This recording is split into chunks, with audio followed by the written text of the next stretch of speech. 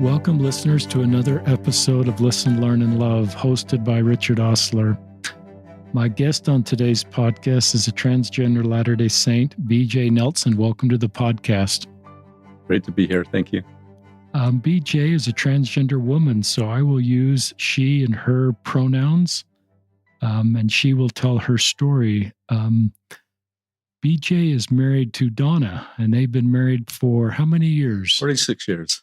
46 years. They have 4 children, 14 grandchildren, and BJ has felt gender dysphoria for over 5 decades, 55 years.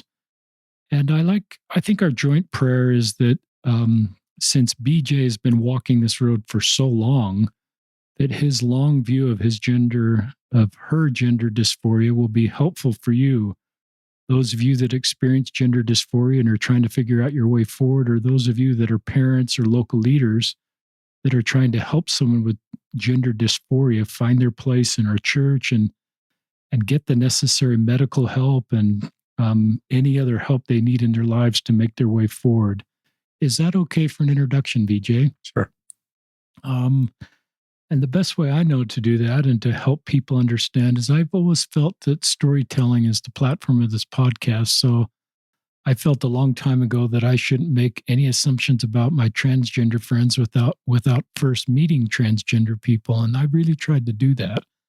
And every story is a little different. So it's not like I've heard one story, BJ, and I've checked the box and I understand that whole community. As you know, within your community, there's a lot of different stories and a lot of different experiences. And one of the themes of this podcast is write your own story, but it's often helpful to hear other people's stories as you're writing your story. So BJ has been writing her story for 55 years. And I think the things that she shares will be helpful for you and the principles and the insights and the personal revelation that she is receiving. So with that, I'll just turn it over to you to start. Thank you. I'm really hopeful that things I say today can be of help to somebody, either my trans brothers and sisters or the parents of your amazing trans kids who I've come to know as noble and great spirits of our Heavenly Father. And for any others who are trying to figure out how they can help or how they can understand what this human condition is. And like Richard was just saying, if you've heard one person's trans story, you've heard one person's story. I cannot speak for, nor do I try for all trans people or non-binary individuals. There are many similarities in our stories, but we're all different and we're all unique, just as unique and different as all the stories of our cisgender members. So where did all this begin for me? This has been difficult to remember. I'm of an age now where it's getting to be really hard to remember my youth. But as far as I can remember, about 7, I remember really enjoying playing with the girls, the neighborhood girls, my girl cousins. And I don't know exactly what my thoughts were at the time, but I think I probably wanted to be a girl, but didn't know how have any vocabulary to express any of that. And maybe looking back, it was best I didn't express any of that. What's really a mystery to me is not long after realizing that I had these feelings, I don't know where this came from, but I quickly decided that this was something that was terrible and wrong, and I needed to keep this a secret, which became a very motivating and powerful influence in the rest of my life, that nobody could ever know this about me, that if this was ever discovered, my life would be over. I would be too disgusting and horrible for anyone to want anything to do with.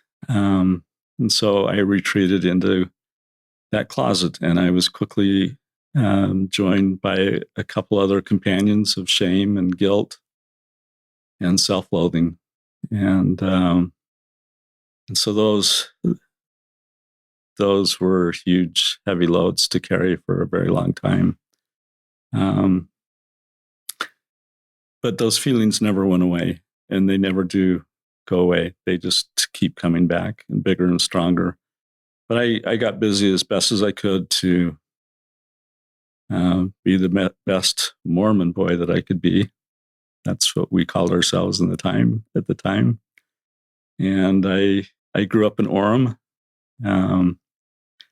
So at about 7, this would have been 1961, there were no resources, nothing to help me discover who I was or what this was about me. So I was left in the dark about that for a very long time.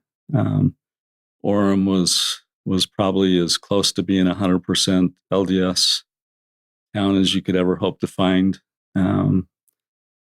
Happy Valley was what it was called because it was so sheltered. So even during this time, I really didn't even know anything about the LGBTQ community. Never met anyone on that spectrum all the way through high school. So it is kind of a mystery where these feelings kind of originated with me. But I stuffed that away. I tried to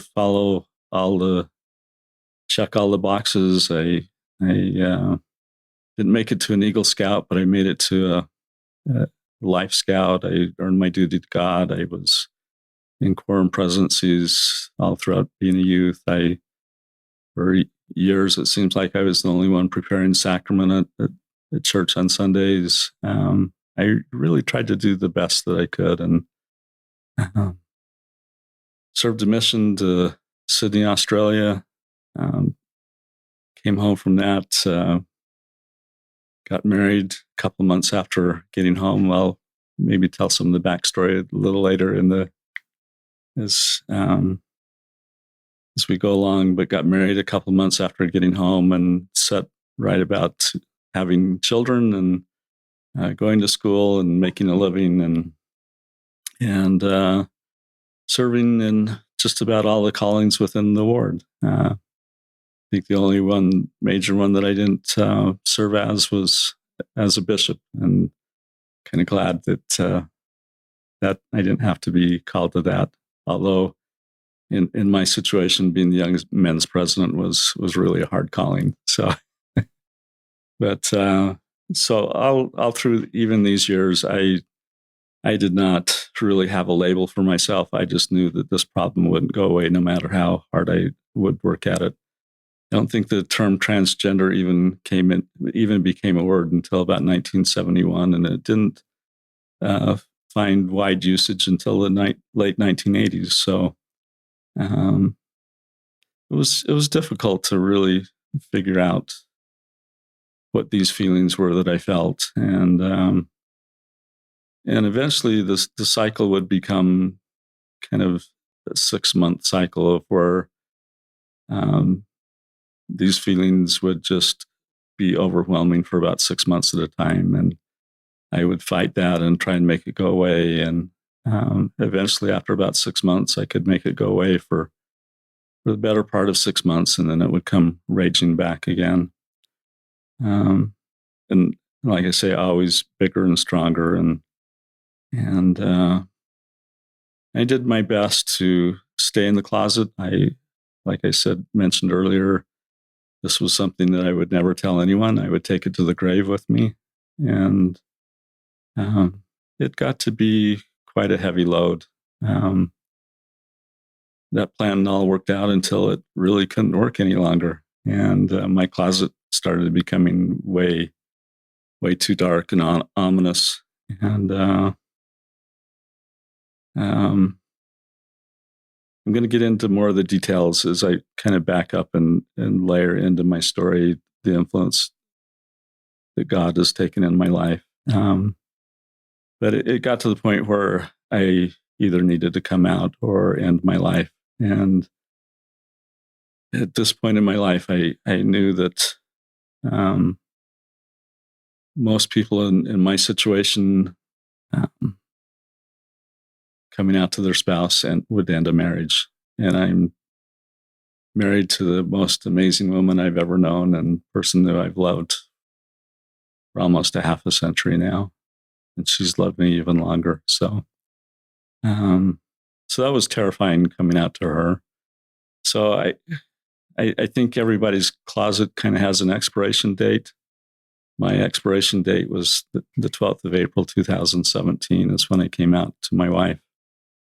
And a couple of days later, I walked into Encircle in Provo, which had just opened a couple of months before. And that had a huge impact in saving my life. So I'd kind of like to go back now and just, I think the story becomes even more interesting as I looked back at it and tried to connect some dots looking back. There's some things that happened in my youth that I never could really figure out why that would happen to me. Why God seemed to take an interest in my life. So at 6 years of age, my brother and I were exploring the new neighborhood that was being built in the now growing suburbs of Orem. And we got in a rock fight with a neighbor, an older neighbor who was the bully of the neighborhood. And he retreated into the basement of a new house and took down the ladder, and the rock fight continued. So I was the rock thrower hanging out over the hole where the stairs would lead to the basement. There was just the deck on the house and an unfinished floor in the basement. Eventually, I would lean out a little farther and throw a little harder, and I fell approximately 10 feet head first, landing on the corner of a brick. Split my scalp open about 7 inches. That didn't kill me. I don't know why. I know of people who have had less serious accidents and falls where that should have cracked my skull open and been the end of me at 6. I didn't even have a concussion. So that has never made sense why I would survive that. And then moving forward 6 years later, I had just turned 12. Our big adventure in scouting that summer was a 100-mile hike in the high Uintas. And I was just a scrawny little kid, about 75 pounds, according to my fishing licenses of the day. And I had a 50-pound pack. It was a homemade pack, solid oak frame, heavy canvas, and weighed almost as much as I did. It started out that morning when I woke up. I think I had my first case ever of bronchitis, and I was really sick, but I wasn't going to stay home. And so I hid my sickness and went on the trip, and we started off on this hike. It's the only scout trip I've ever been on where a leader did not bring up the rear. I brought up the rear. I was probably a good mile or two behind the rest of the troop, which was okay because I was coughing quite a lot. And I know that would have been a major source of concern to everybody. But by the big hurdle of the day was Rocky Sea Pass, an 11,300 and something foot high mountain. By the time I got to the top of this mountain, it was raining like I've never seen before. It was going sideways. It was a mix of rain and ice. It tore my raincoat to shreds. And by the time I got to the top, I was soaking wet. I was freezing. I was sick. And I was done for. There was a stone marker, a pile of rocks at the top of this pass with a wooden marker coming out of it, stating where I was and the elevation. And I sat down on that pile of rocks and I quit. I could go no further. I didn't know what was going to happen to me, how I was going to get off that mountain. I just couldn't go another step. I'd been there a minute or two, and a voice told me to get up and move now. I was probably not well known for obeying and being obedient at the time, but I heeded the warning of that voice and got up and started hiking. at about 10 feet from where I was sitting, and that marker was hit by lightning. Wow. Had I stayed, I'm sure that would have been the end of me. I found new motivation for getting off the mountain. No switchbacks going off the mountain. I went straight down the mountain. It's awesome. But, so those two events really really didn't make sense. Especially, kind of looking back over the years, I didn't do anything spectacular with my life. And then moving a few years further down the road, getting ready to go on my mission, I was struggling with a little situation with my parents, and they'd demanded that I do one thing and I wanted to do another. And this was days before my mission, and I was being headstrong and wanted to do what I wanted. And then I started feeling guilty that I should honor and obey my parents, but I didn't want to. And so I started praying about that. And the personal revelation that came was that I needed, instead of doing what I wanted, I needed to do what God wanted me to do. And that was to buy a diamond ring and get engaged to Donna. Wow. And something I had not even thought about. That was not in the order of checked boxes that you went through 2 weeks before you're going on your mission. So that took a second.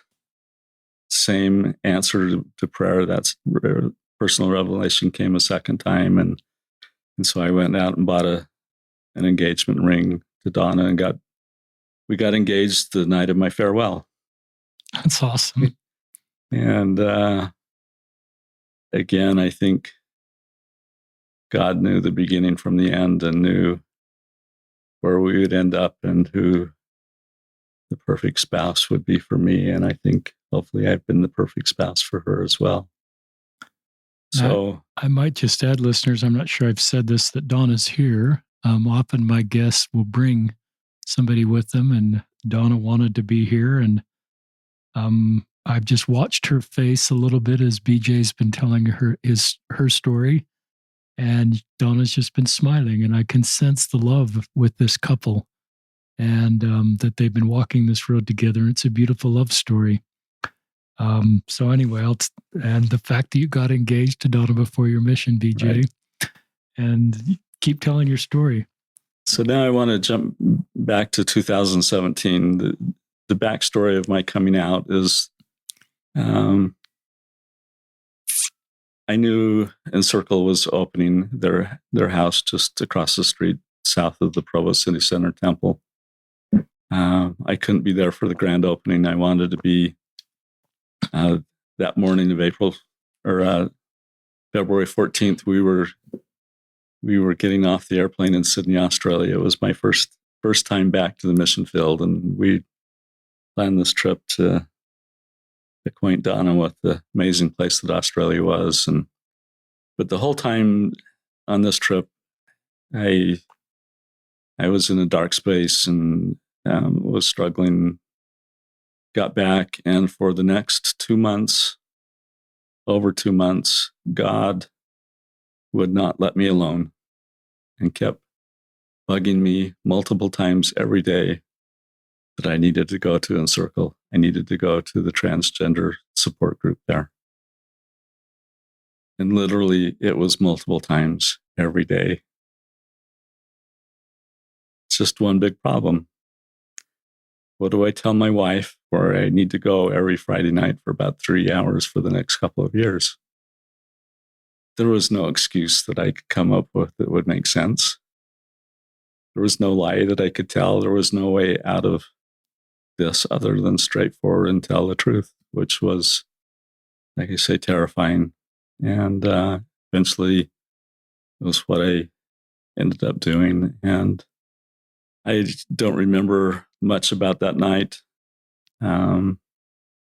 We had a couple-hour discussion. It was the hardest thing I've ever done. A lot of tears were shed. Didn't know what the outcome was going to be. But we set about working through all of this. I guess one of the things I skipped over that I also wanted to tell was just kind of what being transgender and having gender dysphoria feels like before I move on with my story. For me, gender dysphoria was a war between the body that I was born with and what my heart and my brain and my spirit told me I was. And sometimes I will ask people, women in particular, to imagine waking up tomorrow morning and going and looking in the mirror, and everything you see about you is masculine. Maybe you have a short haircut. Maybe you're bald. Maybe you have ear hair. Seriously, where did that come from? What's the purpose of ear hair? Maybe you have a full beard, body hair. No, nothing in the mirror saying that you're who you are in your heart and your mind and your spirit. How freaked out would you be, and what would you do to try and make that go away? So that's what the gender dysphoria had felt like to me for all these decades.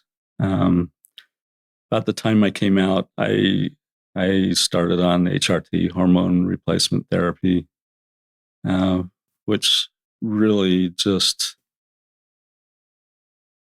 absolutely kicked dysphoria's butt. That has mostly gone away. I still have issues sometimes when I look in the mirror. I know I'll never look very feminine, but the world war in my mind is dissipated, and I've eventually found peace. So, kind of. BJ, thank you for just taking us down the road of how you felt and putting words.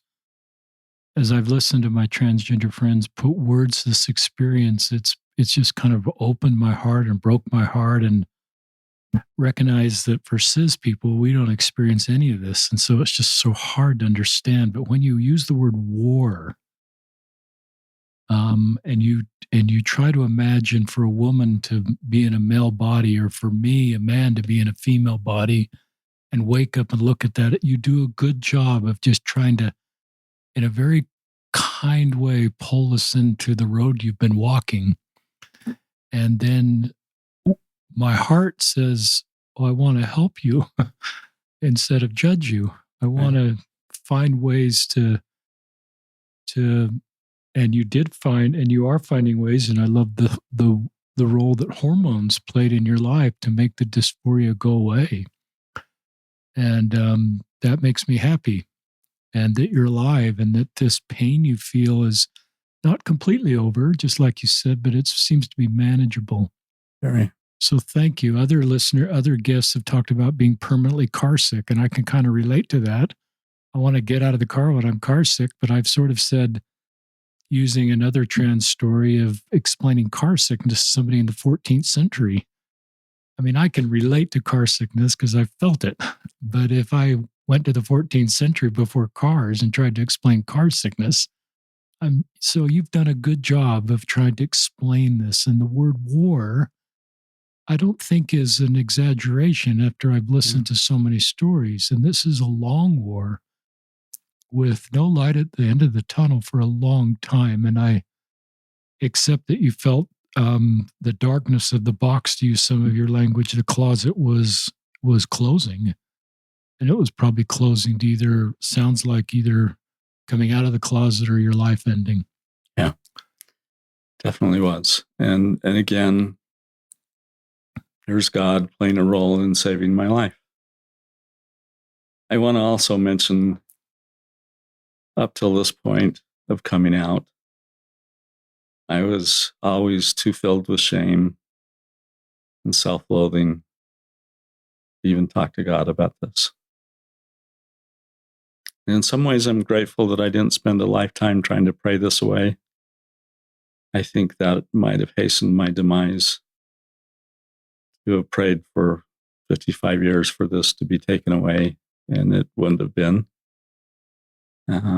I think that might have been more than I could have handled. So, but we've had a lot of good talks since.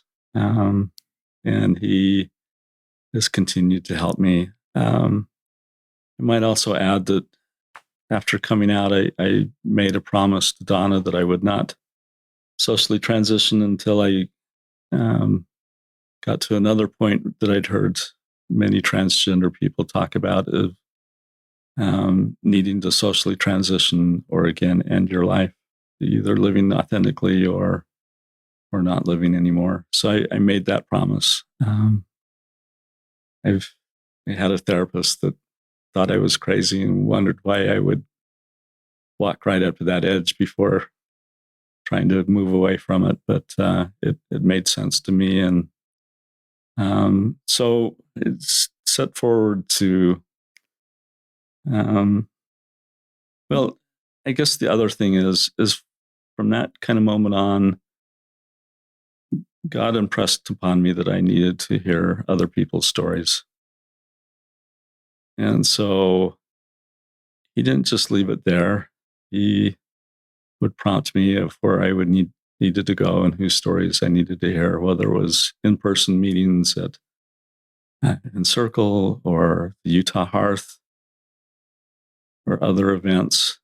And also when I would get there, he would point out to me who I needed to talk to. And that's how I first met you, Richard. It's one of those meetings. And I remember that. One of those promptings.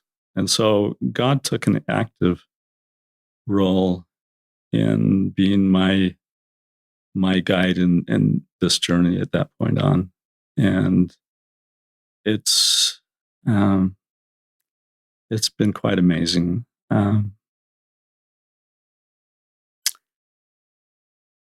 And all those feelings that I had while I was in the closet of having that shame and guilt and overwhelming fear and self-loathing has gone away. Other than there's still some fears that I think are healthy fears that a trans person needs to have. I think you need to be careful going out into public and being situationally aware. So not all the fears are going to go away, but the big ones really have. And Heavenly Father has helped me to learn to love myself and to be free of those burdens of shame and fear and guilt and self-loathing. It's just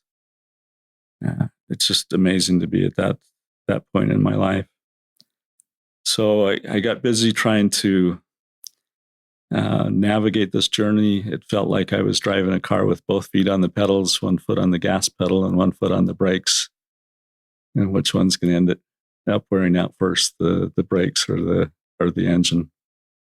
And it became like I've heard others talk about it, especially Anne and Bridget Pack, negotiating what's acceptable and not, or earrings acceptable and when, and painting fingernails acceptable and when, and just a lot of little things like that, and a lot of negotiating and sometimes messing up and jumping the gun, and being allowed to dress to certain events that were going to be safe and making that more normal. And so it's been an interesting 4.5 years, and a lot of coming outs. And coming outs are never easy at all. Every time you come out, especially to a family member, it feels like you're on trial. You're asking someone to accept who you are and still be part of your life. And you're begging for that. And wow. At the end of that conversation, there will be a judgment made and you're either in or you're out. Wow. And I think a trans person that is contemplating coming out has to realize that losses may be incurred. And you need to be okay with that. They will hurt. But if someone can't accept who you are, you need to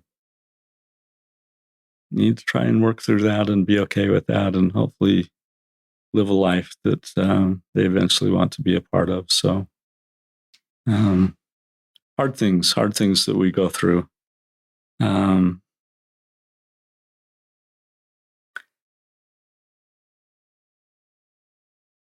want to move forward in this story to September of a year ago.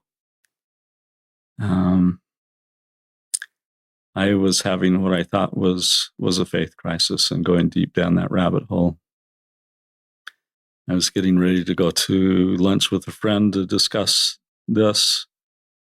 And in the middle of getting ready, I was stopped in my tracks, and God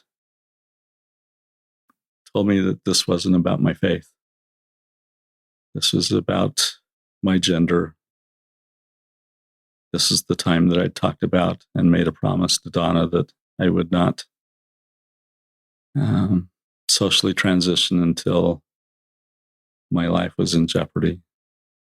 And God warned me that I was getting to that point, and warned me that if I needed to follow his advice and socially transition, or the consequences would be dire. Those were the words he used. And then he went on to say, I answered. Well, just to back up just a little bit, one of the things I'd heard in all these stories is how people had received their personal revelations. And so I'd been praying for that personal revelation for 3.5 years. And here it was that I answered that question for you before you even asked it. When I insisted that you go to Encircle, of course I loved you and I saved your life yet again. I opened the doors to the rest of your journey. And yes, I created you this way. And I have needed you to be here, to live visibly,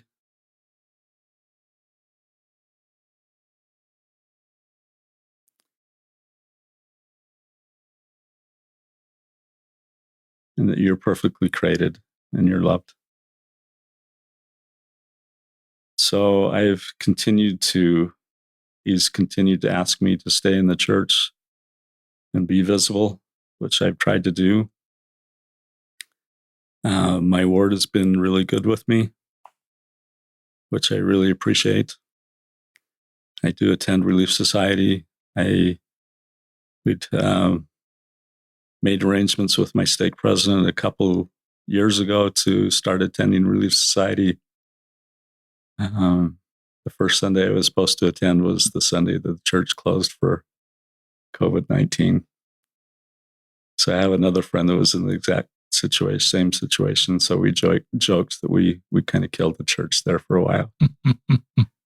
But so it's been an interesting journey, and as I've tried to follow what God has wanted me to do, I've come to realize that this was the plan that God had for me all along. I was created this way, and he wanted me to be alive, to be here today, to try and help other people. And that's what I continue to try and do. I'm actively involved at Encircle. I meet several times a week with parent groups with parents of LGBTQ kids. And we have a lot of great and wonderful conversations trying to help them figure out how to keep their kids alive, how to help them to thrive and live their best lives.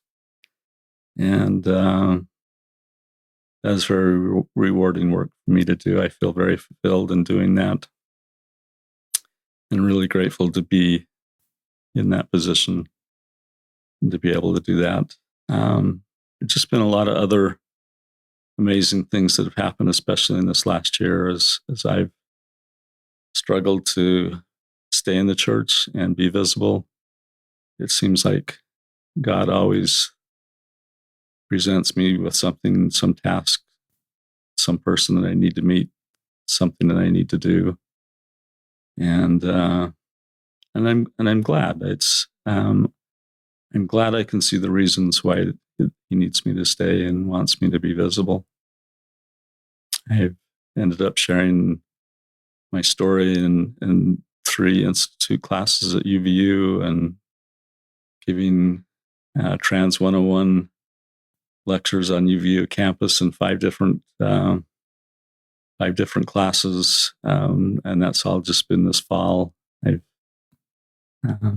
had parents in the ward who have expressed to me how important it is that I come to church the way I do in a dress or a skirt, and how appreciated that is, because there are kids in my ward that are struggling with their gender and who they are, and they need to see that. And it's come to realize that in those 55 years in the closet fighting against this, I was actually fighting against God and what his plan was for me. That this is what he's needed me to do. And I'm glad I finally caught up and got on the same page as him. And he's been good to me, and I will continue to try and do the things that he asked me to do. And I think I've skipped through a whole bunch of this stuff on my outline, but I was asked to keep it shorter. So, well, on behalf of all our listeners, BJ, thank you for sharing some of your story. And we'll circle back to your story. This is a beautiful story. Just an impression that God loves you. He loves all of you. And that your courage to be authentic is part of your plan. And your visibility is helping so many people. And when somebody asked, the thought came to my mind that, if someone's going to believe you, they should probably ask God first. If they're not going to believe you, how God feels about you. And that might help them to feel better about your story. I recognize you kind of painted a pretty good picture of when you're vulnerable and you come out, you realize you may lose that person. And I hope listeners, before we step away from somebody as they're honest with their story, that we ask God how God feels about that person before we make a judgment, or do we decide it's the right thing for us to step away? I will often ask people to do that very thing, because I know God is very willing to answer that prayer and give people their personal revelations on these issues. And that changes everything if you know how God feels. Why is going to Relief Society important to you? It's where I feel at home.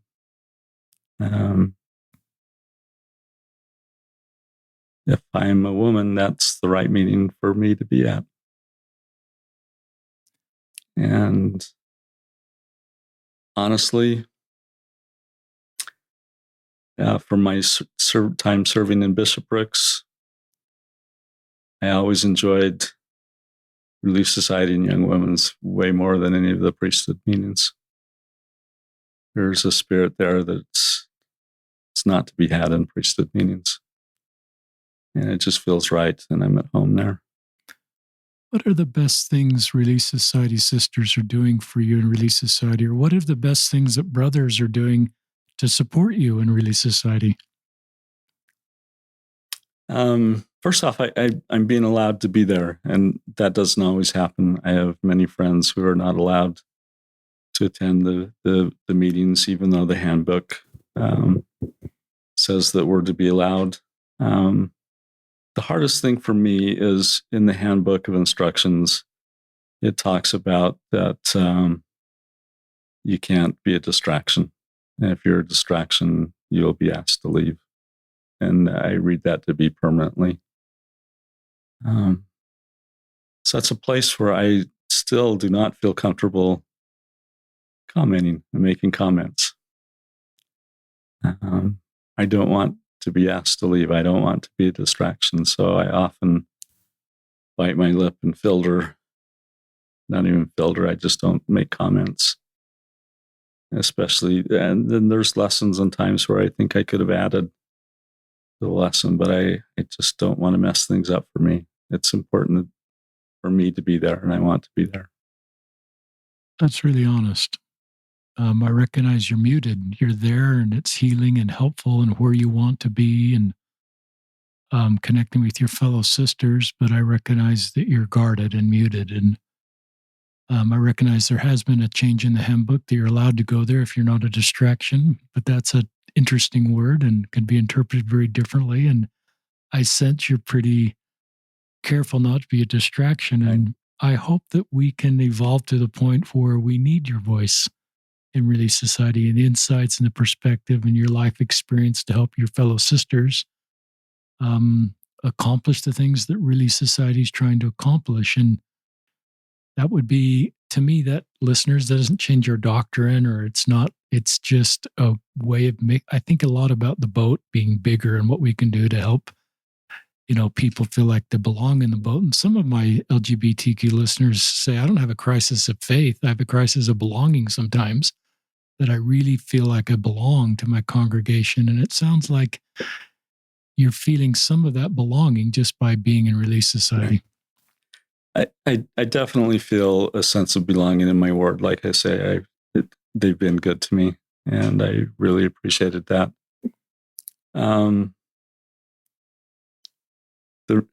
If I can just be honest, where I don't feel welcome is with the church as a whole.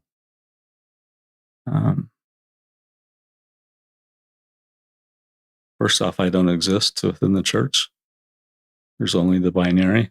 There's only male and female. So transgender doesn't exist. But the general authorities will very quietly say yes, but intersex people do exist, but they're so rare we won't worry about it. So here, they're admitting there's basically about 150 million people in the world who have intersex conditions you cannot argue that they were born that way and created by God that way. So right there, they're arguing against their own argument. So there is more than just the binary. And then there have been some very hurtful comments of the last couple of years about transgender being of the devil and a devilish design. And so it's ultimately hard to be the place where you don't exist, and the church really doesn't seem to even want you to be there. It's more like how we feel sometimes in families. We'll tolerate you. You can be in the room, but sit in the corner. We don't want to know anything about you. Don't rock that boat. Don't say anything. Don't make us uncomfortable. And that's very harmful, very damaging to people. And it's hard to be in those kind of spaces. Again, I appreciate the ward members for trying to help me to feel more welcome. Thanks for being honest. I sense your sincerity and tremendous woundedness that you've felt. And as you've gone and heard other transgender stories, I assume you've heard incredibly wounding and sad and difficult stories, and it's heartbreaking. Yeah. And your analogy to sit in this with the family situations, you're good at sort of painting an analogy that builds more empathy. I just sit, listeners, when someone tells me a difficult church experience, I just sit with them in that pain and validate it. It doesn't cost me my belief in the church or my support of the leaders. I can sort of do both. That's me being non-binary, I guess, or it's sort of a trade-off. I don't know if that's a good analogy to do, but so I just sit with BJ in her pain as she walks a really difficult road and recognize that there's been painful experiences that have come into your life. Some would say, then why do you stay in the church? Because and you've kind of answered that. Yeah, he wants me to be visible, and needs me to be there. But I would just also say, something that I would love to see us do better as a church is to keep those two great commandments that the Savior gave us when he walked the earth. First, to love God. And if we're not loving his children, all his children, like is stated in the second great commandment, we really can't be loving God either. And when the Savior told us to love everyone, he didn't give us a list of people not to love. He said everyone, and he commanded us that we also love ourselves. And he certainly helped me to come to a point where I could love myself. And I'm deeply grateful for that. And I would guess one of your gifts that's a little muted right now, but not in every circle, is your ability to give hope to other people and help other people believe that God loves them too. Mm-hmm. And that's a great gift. I know you're giving to people is the gift of hope and the gift that God loves you because you know this road personally. And I assume your work at Encircle and in other circles that doesn't really show up in an official church calling is doing God's will to save his children. Yeah. So officially, restrictions do apply to trans people. So I'm restricted from using my priesthood. I'm restricted from going to the temple. I'm restricted from having callings. And those don't send a great message either. I don't know what sin I've committed. But I will definitely serve in my community to help further help queer people and to help parents to be able to love and accept their kids. And even if it means they need to step away from the church to be able to do it. There's, depending on how wards act, church can be a very harmful place to our queer youth. And we're having record numbers of LGBTQ people stepping away from the church. And now it's also their parents and siblings, and sometimes their friends. Over 80% of our queer members of the church have left. Talk about you've got a lot of experience in space, obviously, maybe as much experience as anybody I've ever met. Talk to parents or even grandparents that are dealing with a non-binary trans youth somewhere in the high school, junior high, and they're one side of their brain saying this is a phase and society has confused them. The other side of their brain saying this is like a real thing and what do I do?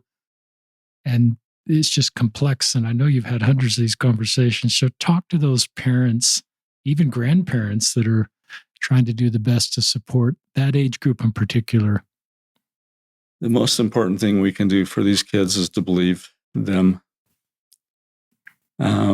Just one supporting adult in their life greatly improves their chances for living. It lowers their suicide rates by over 40%. Imagine what a handful of people in our children's lives can do if just one helps them that much. So believe who they are. Do everything you can to love and support them.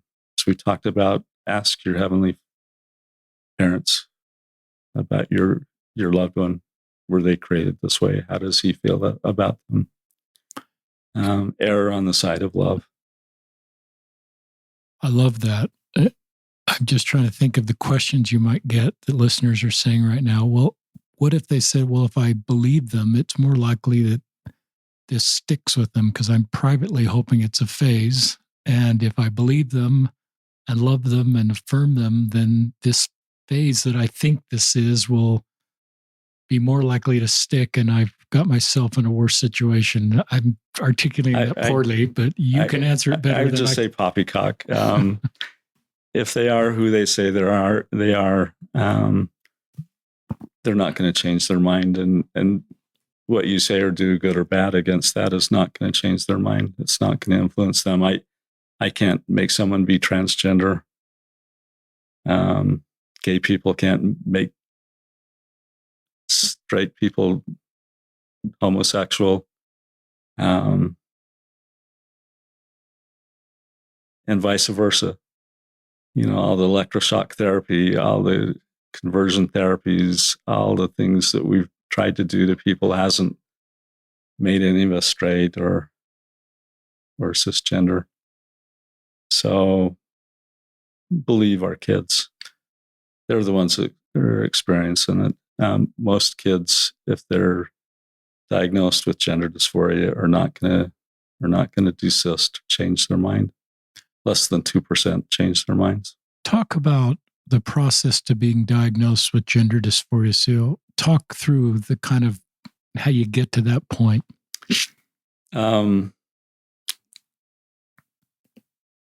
There is a consensus among mental health professionals and doctors and endocrinologists throughout the world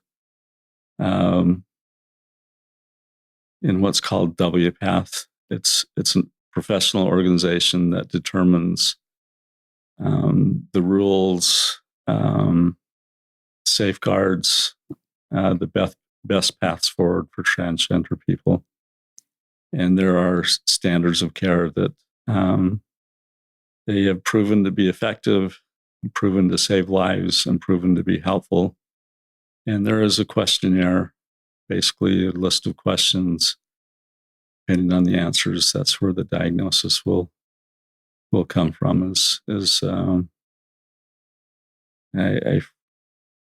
I forget the DSM-5. I think is the anyway. I fail at being able to describe this properly, but there are very well thought out standards of care for transgender people that this is what we need to be following and listening to, not our hateful hate groups that are trying to ban and make life as difficult as they can for our transgender kids. This is what the legislatures around the country are listening to, and the laws they're trying to pass are things that will actually kill our kids, not save them. So we're not gonna influence the kids to be more transgender or less transgender by what we say. Talk about, I get a lot of requests for thoughtful LDS parents that recognize they've got a kid that's feeling gender dysphoria and they want to do the right thing. You're helping them and they're believing them. So they're kind of they're to the stage where they're believing this is real and I want to do the right thing. Talk about, and often they want a therapist. Talk about any principles, or you could recommend therapists just to get an LDS parent to the right type of therapist for their, and I'm still in the high school, junior high age kid. Yeah, what best steps forward is for a parent to first off believe and love and accept their kid, and start working towards putting together a team that can help this child to survive and thrive, and that would be a team of a mental health professional, maybe an endocrinologist and a doctor as well, and the parents need to be on board. And so if you have a team that continues to assess and look at this child and help them, what they're going to be looking for is insistence, persistence, and consistent in who they say that they are. And will you say those three words again? Insistence, persistence, and consistent. And that's what they're looking for, not somebody. If there's a wishy-washy and changing every other day, not to be confused with trying out different terms and things. First off, it's really hard to figure out who you are if you're not cisgender. If you haven't always known from the time of birth that your body and your mind match up. So oftentimes kids will come out as gay first, and then maybe non-binary, and then and then maybe trans. But this is not being wishy-washy. This is exploring and trying on terms until they find something that fits. And it's also based on fear. What's going to be my least painful, most likely to succeed path forward? Well, if I tell my parents that I'm asexual or I'm bisexual, that gives them some hope.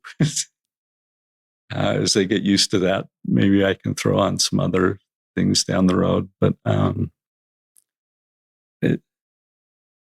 what your team is going to be looking for is just the insistence and consistent and persistent that there is something going on there, and it's the only thing that's changing is maybe the verbiage, the definition. That's very helpful. Is there a time, like, is there in each situation, is it different, or will they look for a certain time for this persistence before looking at possible transition options? I'm not really sure if there's a time, but I know there's very well thought out gatekeeping things to keep especially kids from making mistakes. So they're going to have to demonstrate some of this over a period of time. Younger kids before puberty would be allowed to express their gender as who they feel they are. That would be the only thing available to them at the time of around puberty. Ideally, you if this continues to be persistent and consistent, then allowing a child to be on puberty blockers to stop the wrong puberty from happening also gives them more time for everyone to be in agreement and know that they are who they say they are, and to continue to figure things out. 2 or 3 years down that road, then it may make sense as they continue to express this hormone replacement therapy might be prescribed. Generally, there are no real surgeries that are going on with kids under the age of 18, and that's another big boogeyman that people are being scared about, is where the 13-year-old kid can walk into a doctor's office and come out with different body parts or whatever. So that's just not happening. I recognize that this issue creates a lot of fear, and I think education and hearing stories helps to reduce the fear and helps people make fact-based decisions versus fear-based decisions. And as a parent, we don't have any trans kids, but I think the principles you're teaching for parents that do, it's fact-based and it's very helpful. And if you want to recommend, if there's listeners in Utah or even out of Utah that want to connect with Utah resources, you mentioned Encircle. Are there other places you'd encourage parents to connect with, specifically maybe for therapists? With therapists, there are good therapists at the Encircle homes. They're generally overworked. Probably most of our therapists are these days. Flourish Therapy out of Orem has an amazing team of well-educated, LGBTQ-friendly and knowledgeable therapists. Also, Lacey Bagley with Celebrate Therapy just opened a new practice in Provo, and she's awesome as well. But I would just tell parents to love and support their kid, help them through this, and watch them start to come to life and to thrive. Start to come out of their shells.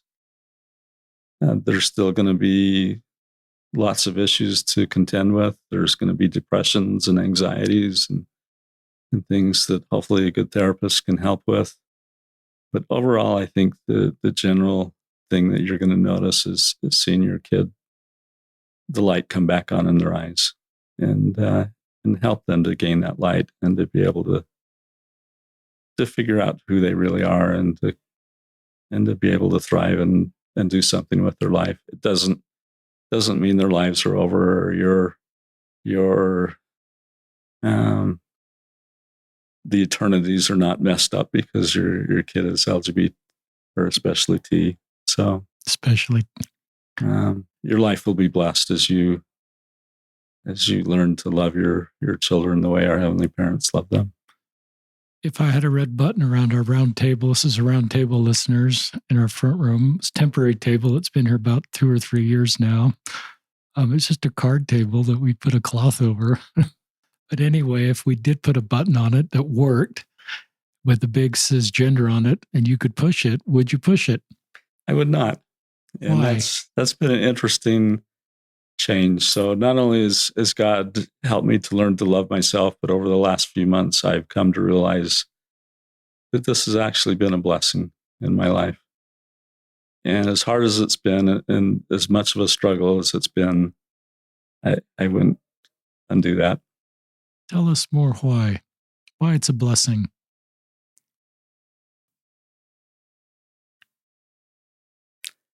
It's what God's plan has always been for me. It's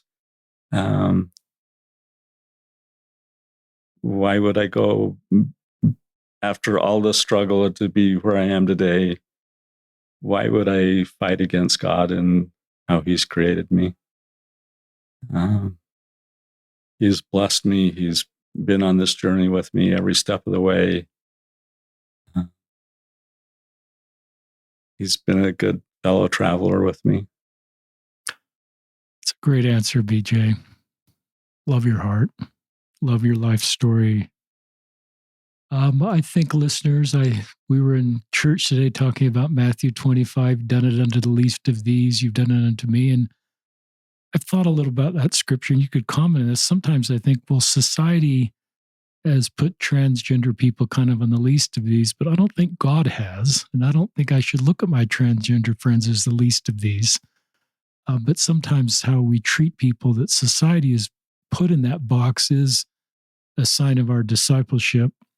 So I don't look at you as the least of these, but I recognize you've been treated like that. And the other thing I think about is Paul in Corinthians 12, where he talks about all parts of the body are needed and equal. And listeners, I've sort of thought my job is to kind of help LGBTQ people, but they've rescued me. They've taught me things about the gospel of Jesus Christ, about God's love for every one of their children, about how to reach out to the marginalized, how to hear stories, how to create belonging, how to work through faith crises. So I need trans people in my life. They don't exist just for straight people to be better. I don't want to, but the point is I think of BJ in Really Society, and I recognize it's the reality of church right now that you're guarded and you're not fully contributing. And I yearn for the day when your voice is actually sought after in our faith communities, because the insights, the perspective, to the gospel of Jesus Christ, and to create a feeling of belonging for all of God's children, that you authentically know this is not theoretical for you, BJ. This isn't an academic experience that you've learned in a class. This is real. That's why I love that you've been invited to speak at, I think you said, the Institute at UVU. So that's an LDS institute that is wanting to hear your story, and as well as the academic classes at UVU. And to me, that makes me hopeful for the future, and that there's really thoughtful people that are recognizing this is a real thing. And we want to create Zion here. Zion, to me, is where your voice is fully contributing, BJ. Because we need your voice to create Zion, the things that you and all my trans friends and all my LGBTQ friends can contribute. So that's kind of my vision of the future, listeners. Amen. And then obviously, if you're younger people and you're seeing the contributions of LGBTQ in your congregations, I don't think, like you just said, it doesn't confuse you into being LGBTQ if you're straight or cis, but it just may give you the feeling there's a place for me here, and not go through all the shame and self-loathing that you went through, that you know so well, that you'd love to spare, and you are sparing younger people with your work at Encircle and talking about your story. So I'm just moved by you and your good wife that's here with you and the love story this is that's different than you thought it would be. It's a beautiful love story. Who gets engaged? I think you said the night you got set apart. You're off to Sydney, Australia. We've had a son serve in Sydney, Australia. My wife and I did go back, so I'm thinking of you and your wife going to Australia. Anyway, but it's a beautiful love story. And if I've called you he at any time in this podcast, I apologize. You're a beautiful woman and a beautiful contributor to our faith community. And just have a wonderful heart and spirit, BJ. And anything else you'd like to add, or anything that I've said you'd like to kind of move in a little different direction than I said?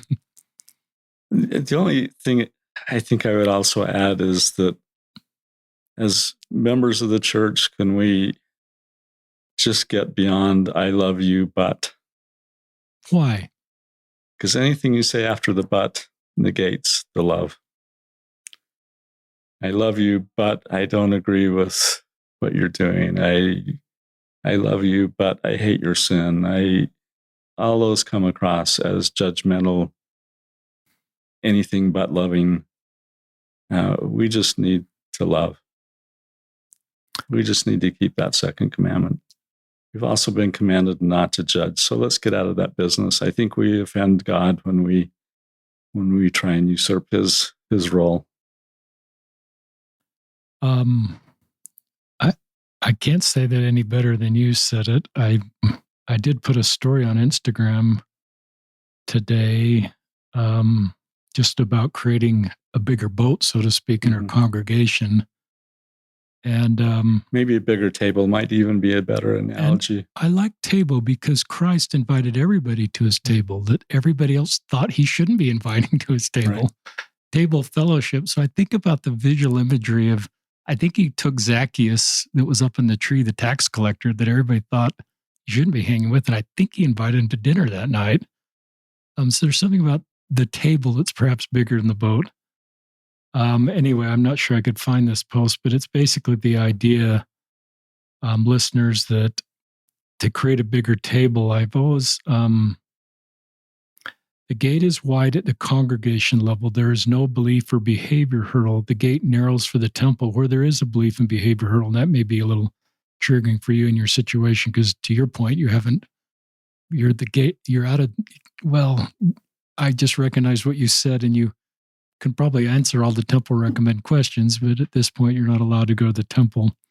But anyway, let's not move the narrowing of the gate into the culture of our congregation, causing some to feel that you don't measure up, are not welcome, or belong. So that may be helpful to discussion or not, given BJ's situation. I don't want to make that complex, but I just think, to your point, there shouldn't be a not or a but at the congregation level. I think Elder Uchtdorf said that when says there's no sign at the door that says your testimony should be this high to enter. I think he taught a principle that the congregation should be safe. And I think your ward, as you've been sharing, is mostly safe for you. Mm-hmm. And I think that we have work, and so we can all look inward and see, what can I do to create a bigger table? So I will leave you with the final word now, BJ. I won't jump in after you give some final thoughts. That's it. Okay. BJ Nelson, thank you for being on the podcast. We'll link to BJ's Facebook, so you can find BJ on Facebook. We'll link to that when we share the podcast, so you can connect with BJ. So this is Richard Osler and my friend BJ Nelson signing up from another episode of Listen, Learn, and Love.